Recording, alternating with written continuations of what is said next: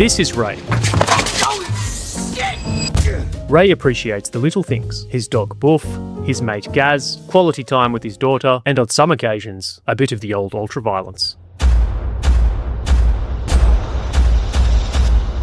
But far from being a crazed gunman, Ray is a professional assassin. And as with most hitmen in media, Ray is also shown to be adept with a broad range of firearms.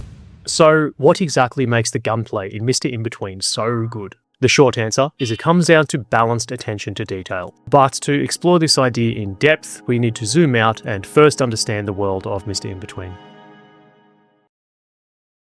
Ray is an ex-army standover man who works security at the Rippers by day while doing a spot of contract killing by night. Known among his peers and adversaries as the Magician for his ability to make people disappear, Ray's reputation is that of an efficient, reliable, and discreet problem solver who is sought out by various factions throughout the criminal underworld for his services. Outside his professional work, Ray's personal life involves a delicate balance of fatherhood, mateship, family, and love interests, which he strives to keep isolated from his socially and legally distasteful extracurricular activities. This fragile status quo is the driving force of the many moments of friction Ray encounters, and as his professional life becomes more dangerous and his personal life more complex, keeping the two worlds separate becomes increasingly difficult. Ray abides by a strict ethical framework of loyalty and reciprocity. You help him out, his honor demands he returns the favor. You respect him, and he'll do the same to you. This moral code is what allows Ray to compartmentalize the brutal reality of his work. To Ray, killing is simply a job. He accepts violence as a necessity of his trade, and in doing so, he successfully separates the emotions from the action. His polite disposition during daily civilian life, therefore, is the real Ray, as he has, thus far, managed to retain his humanity, despite the soul-rotting nature of his work. This morality is what makes him so likable as a character, despite the fact he literally murders people. The morally absolute part of Ray is the person we all deep down wish we could be. He speaks up without fear, he's analytical, and he takes decisive action if he feels the action aligns with his code of conduct. Contrast this to something like Breaking Bad, where Walt, also a career criminal who has done some heinous stuff, feels like a repugnant human being, as his crimes are motivated by ego, ruthless ambition, and the lie that he's doing it all for the good of his family. As far as Ray's concerned, rules are rules, and actions have consequences, and he feels duty-bound to be the mechanism to deliver said consequences if practically possible. So what makes this show so good? I think a major contributing factor is this being Scott Ryan's only acting experience. For real, his IMDb is just Mr. Inbetween and The Magician, the feature film of the same character he made while back in film school in 2005. His performance accurately displays the laid-back stoicism one would expect of an Aussie country lad with a rough upbringing, but he manages to dial up the intensity of his anger, frustration, or vulnerability just enough so it still feels like a real person without edging into melodrama. The supporting actors are also stellar, and I don't just want to glaze the entire cast, but by gosh, they're just so good. Brooke Satchwell kills it as Ali, delivering a deeply moving performance as Ray's love interest with her own demons. Nicholas Cassim plays Bruce, Ray's brother with severe motor neuron disease, a role he plays so convincingly that many, myself included, assumed he was an actor with MND. Justin Rosniak plays Gary, Ray's best mate and partner in crime. Gary's first introduced as a bit of a harmless goofball, to the point he almost seems like comic relief, but we quickly learn he's a capable crim and killer himself, and the way he switches in and out of this intensity is a credit to the actor. One of us is a cop. I fucking knew it. Matt Nable plays Ray's on-again, off-again criminal ally Dave, who does generational work as a fellow gangland enforcer. The exchanges between these two are thigh-slappingly funny, and like everything else in the show, achieves this through realism. In this case, the natural flow of the conversations and dialogue, some of which was ad-libbed. Would you root an alien? Why would I root an alien? Other red-hot performances include Damon Herriman, who you might recognise from his time as Charles Manson in both Mindhunter and Once Upon a Time in Hollywood. Ben Oxenbould, who gut-wrenchingly plays Dirk, Ray's PTSD-riddled old army mate. And David Michaud, whose name you'll recognise as the director of some other criminally underrepresented work, like Animal Kingdom and The Rover. He plays the court-ordered counsellor in the anger management scenes, which have since spawned a treasure trove of now iconic and heavily clipped lines. This superb acting is supported by the striking yet restrained cinematography, a modern noir aesthetic that blends these wide static shots of the landscape with tight mobile scenes of the dimly lit streets to give the city of Sydney just as much character as its inhabitants. I don't know if it's inspired by, but to the layman like myself, this style is very reminiscent of Michael Mann films, where Los Angeles is a recurring personality in the storytelling. The colour and lighting is deliberately arranged in a manner that juxtaposes the two sides of Ray's life. The criminal underworld is vibrant, saturated and flashy, while his domestic life is shades of beige, and even in daylight bright scenes appears dull, boring and washed out. Aside from the camera work, the pacing is tight. Every episode hovers around 25 minutes long, and with not a single frame or spoken line wasted, you can easily binge the 3 seasons in a day and lose track of time. As a side warning, the show is not afraid to delve into some extremely heavy themes. A G-rated program this is not, but the way it precisely navigates our characters through these topics also delivers some of the most heavy-hitting and emotional moments of the show. There's countless reviews for other media that will confidently assert, you'll laugh, you'll cry, but Mr. Inbetween can have you doing both in the space of a 25-minute episode. So what does this all have to do with the gunplay? Well, when you have a show as grounded as Mr. Inbetween in all these other areas, details matter, even regarding elements like weapons realism, that a large part of the viewer base probably doesn't even care about. And the director Nash Edgerton evidently realised this, as Mr. Inbetween treats its audience with respect. It doesn't force gratuitous, hyper-realistic gunplay down your throat as some painful homage to the fringe tactical audience. Moving! Whoa. But nor does it hold your hand and pump in cringe-inducing needless exposition to help the lay folk keep up. What will happen is I will put a round at 2,700 feet per second into the medulla at the base of your brain. My central thesis is that authenticity in gunplay has a tipping point, a moment where too much or ham-fisted realism creates diminishing returns in the audience experience. The application of this balanced attention to detail in Mr. Inbetween prevents this issue from arising. The result is that the enthusiasts of the gun stuff will notice and appreciate the micro nuances at work, while the layperson viewer will still pick up on the realism, even if only at an intuitive level. In both cases, this serves to enhance the storytelling without becoming distracting. There's one scene I think in particular serves as a great case study of this, which I'll simply label the night ambush.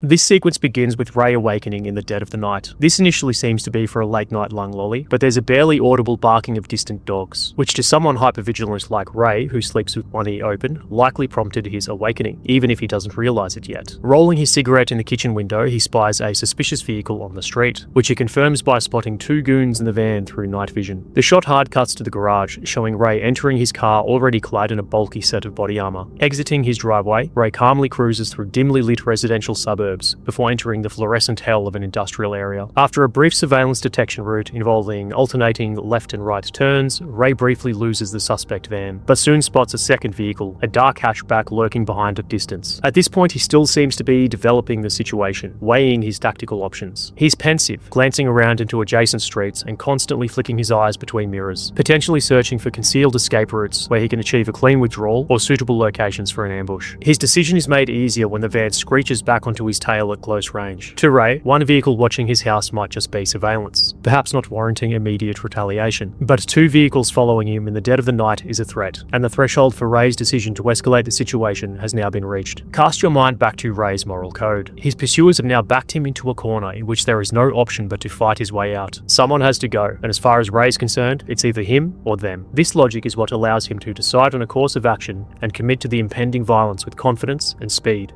His mind made, Ray slams the accelerator, getting a much-needed head start on his pursuers. Speeding into an empty industrial lot, Ray pulls to a halt under the glow of an overhead floodlight and exits the car, grabbing his Patchett submachine gun and pocketing his magazines. Taking cover behind the engine block, Ray loads and readies his weapon, and with the van pulling into the lot, only has a few precious seconds remaining, which he wisely uses to do a few cycles of combat breathing, calming his nervous system for the impending gunfight. The van accelerates into the lot, and closing to within 25 meters, Ray springs his ambush.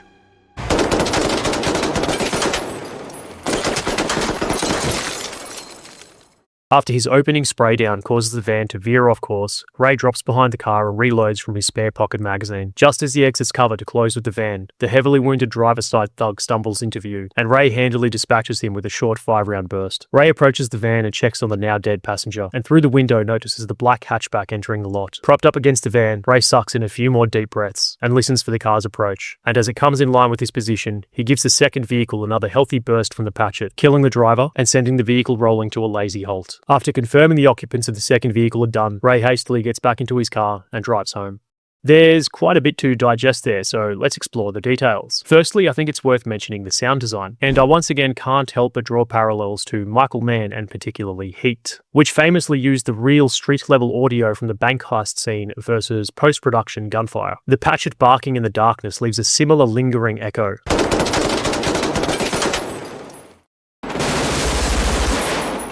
And even the single round fired in return, a lone pistol shot by the van driver, has a booming report that reverberates through the urban nightscape. The bullet impacts are also done with care, and the sound effects change depending if the rounds are striking the glass or the steel of the car panels.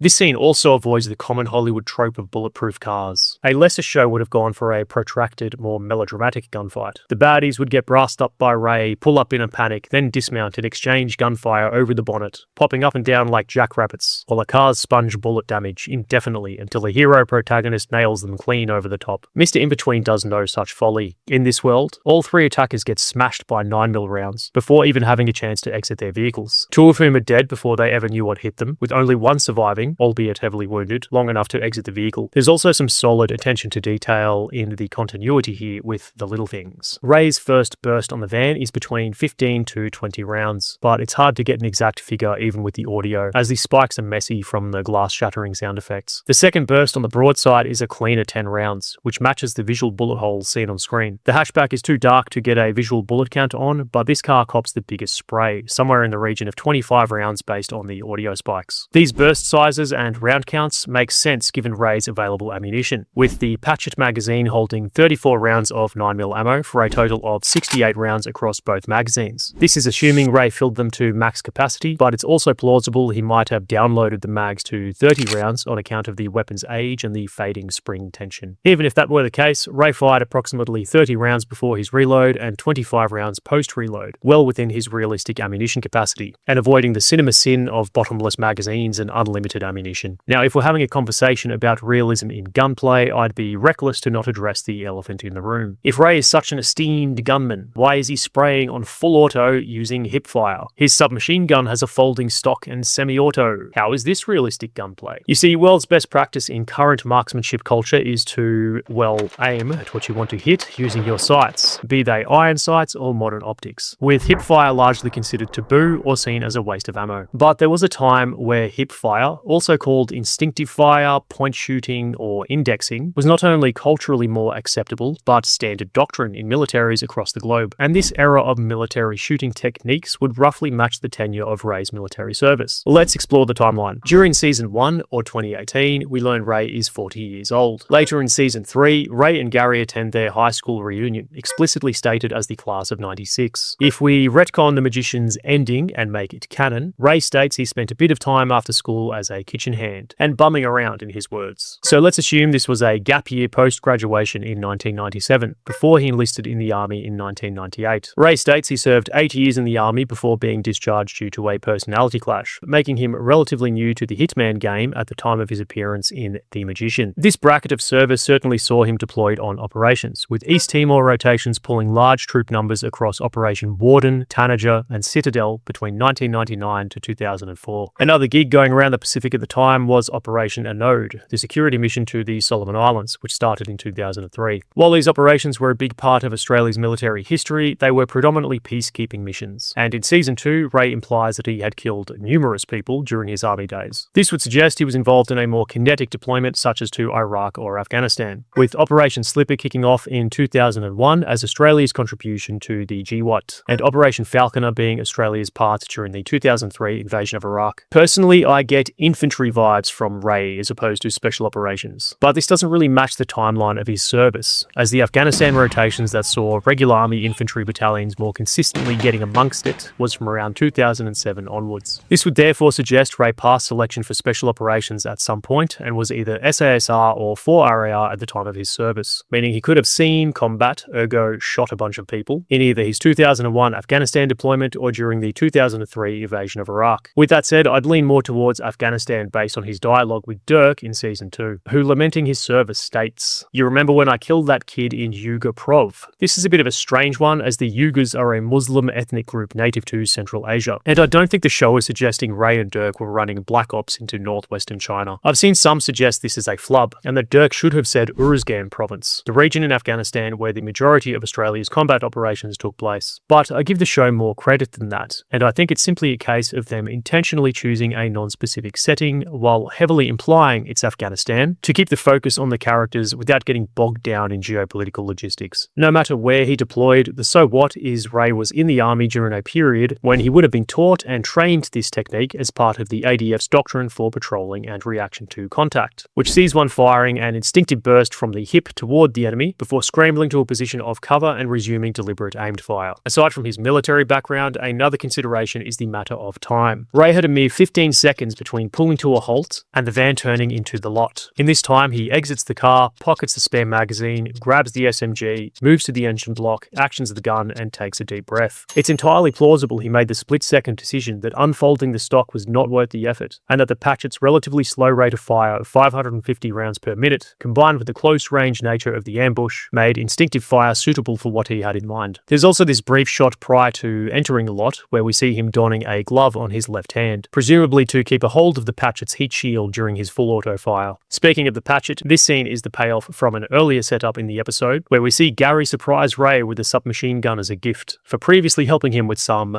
personal affairs. This is disgusting, Ray. Why you like this? Dunno. Ray comments the gun is a Sterling, to which Gary corrects him and explains that the Patchett is better than the Sterling.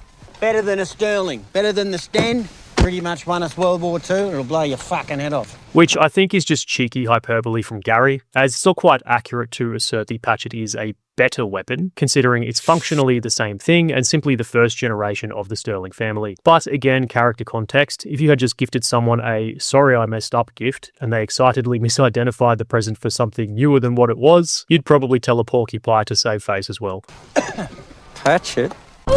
This scene also specifically demonstrates Ray's hip fire ability, showing his remarkable fruit-killing skills when he guns down 2 innocent watermelons at a range of around 15 meters. This setup, payoff plot device is used masterfully throughout the show, and one of my favorite examples is the gunpowder stench throwback. After returning home from the night ambush, Ray sits on the bed next to Ali, who immediately asks, "What's that smell?" Because of course Ray's clothes reek of gunpowder from his late night shootout, and Ali's a 30-something-year-old civilian from Sydney who would have no reason to recognise the sweet chemical tang of nitrocellulose. Ray brushes the question off, and this scene fades into distant memory, until 17 episodes later in Season 3, when Ray's daughter Britt discovers and negligently discharges a Walther PPK stashed under his bed. Using the ever-faithful teenager trick of covering the bullet hole with a picture frame, Britt seems likely to initially get away with her mischief, until Ray arrives home, takes one sniff of the house, and immediately races to check his PPK to discover the magazine missing the top round. Another terrific gunplay scene is the farm shootout. This story arc sees Ray attempting to recover a bag of stolen guns, along with the cash he was owed for said guns before being ripped off by another group of crims during the sale. The scene plays out as a classic high-tension exchange, with Ray holding one of the gang members prisoner and trading him back in return for the guns and money. The baddies renege on the deal and collect their man without coughing up the cash, thereby ripping off Ray twice. To add insult to injury, their parting move is to give him the finger. This treachery is all Ray needs to spring his L-shaped ambush, with Gary and Dave concealed in the high ground on the flank, and Ray engaging the long axis of the killing zone with some tasty shotgunnery. The baddies' Nissan Patrol manages to reverse 100 meters or so before crashing to a halt. And like the previous case study, this scene demonstrates that getting ambushed while mounted in light-skinned vehicles is a bad day out for all involved. The driver is dispatched in place, 2 other blokes get dropped before they can make it 10 meters from the vehicle, leaving only the ringleader, Graham, making any attempt at returning fire. To his credit, he manages to land a couple of hits on Ray, who is unfortunately also clad in body armor, which easily defeats the pistol rounds. This sequence leading to Graham's demise is a ballad of buckshot, testifying to Ray's proficiency with a scattergun. He's shown fire and maneuvering after the fleeing vehicle, gun in shoulder, hunting for targets over his iron sights. and after running his tube dry while finishing off one of the escaping dismounts, he opts to reload and fire one shell at a time. Tactically, this makes sense given Ray knows the only remaining threat is Graham, meaning he can keep his gun up and focus on tracking his position while topping up his shotgun. Loading and firing a single round in this manner is also faster than stopping and doing a lengthy reload of the whole tube, which would potentially give Graham breathing space to get to a covered fire position. Having survived 2 prior blasts courtesy of his body armor, Graham is finally felled by a buckshot blast to his throat and face, leaving him mortally wounded and slumped against some farm machinery as Ray moves in for the kill. But in typical Mr. In-Between fashion, instead of a witty one-liner and a coup de grace, we get a heart-wrenching scene where Graham apologizes, laments through a blood-soaked mouth that he got his boys killed, and concedes he should have just coughed up the cash. Ray listens and offers brief words in exchange. He has no animosity towards his defeated foe.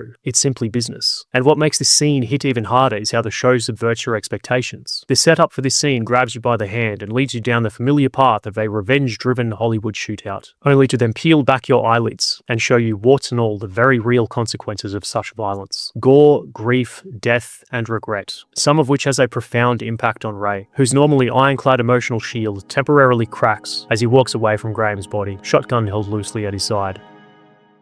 Another factor that contributes to the overall realism is the specific selection of guns used in the show. So what's the deal with these old wooden guns? Where's the decked out bandits with full auto ARs and drum mags? Your initial instinct might be, well, it's an Australian show, dum-dum. They couldn't get these guns for the show even if they wanted to. But I don't think it's that simple. As a reminder, one of the greatest action flicks of all time, The Matrix, was filmed almost entirely in Sydney. So it's not necessarily true that Australian production equals no cool guns. I'd argue the specific pistols, shotguns, and long arms are allocated to the characters with purpose in a manner that is far too precise to be accidental. For example, the aforementioned PPK makes an appearance in both Season 1 and Season 3. The PPK is of course synonymous with James Bond lore, who is referenced by Ray and Gary during a late-night discussion over which actor best played the iconic spy. Another example is Ray's sidearm evolution through the show, packing a Beretta 92 FS in Season 1, a Smith & Wesson M&P Compact in Season 2, and a Beretta 92 FS Centurion in Season 3. I might be reaching, but I'd posit that this reflects Ray's utilitarian approach to his weapon of choice. He no doubt enjoys guns given his glee at receiving the patchet, but his changing pistols reflect his philosophy of killing simply being a job, with a gun nothing more than a tool to be used and not to become attached to. Another implication is of course that he discards and rotates handguns between seasons on account of their use in his crimes. In contrast, we see the character Dave, who from his introduction in Season 1 to his final appearance in Season 3 runs the same Steyr GB as his sidearm of choice. Dave is a large-framed man who can seemingly comfortably conceal carry a large-framed pistol, and with an 18-round magazine, probably feels he can take care of any business that comes his way when he steps out the front door with his Steyr tucked in his waistband. This concept of guns being a reflection of their users is shown again with Gary, who aside from sourcing the patchet for Ray and evidently being an admirer of vintage surplus, is also later seen wielding a Smith & Wesson Model 36, and during the farm shootout scene, an M1 carbine, the former being an iconic 1950s revolver featured in many a cops and robbers film, and the latter a legendary weapon of World War II. This makes perfect sense for someone like Gary, a crook with a penchant for pop culture and history, who if given the opportunity to get his hands on such firearms in his capacity as a criminal, would of course jump at the chance for nostalgia alone. Juxtaposed against Gary's vintage tastes is Raphael, the skeezy antagonist of Season 3. Raphael is frankly a wanker. He has wanker sonnies, sits on his wanker boat, eats wanker caviar, and of course uses a wanker gun in the stainless steel Beretta 92 FS Inox. Now I'll be fair, it's not necessarily a wanker gun, as it's been used by villains and heroes alike through cinema, but it is generally used when you need something flashy and visually distinct for your character, making it apt for an ostentatious Sydney narcotics dealer. As a spot of side trivia, legendary Australian film armourer John Bowring levelled the same slur at the Desert Eagle during production of The Matrix, remarking to the Wachowskis that it was a wanker's gun. John Bowring is the brains behind the custom shotguns wielded by Mouse, the F-90's appearance in Alien Covenant, and oh yeah, perhaps one of the most famous weapons in cinema, Mick Dundee's crocodile hunting knife. That's a knife.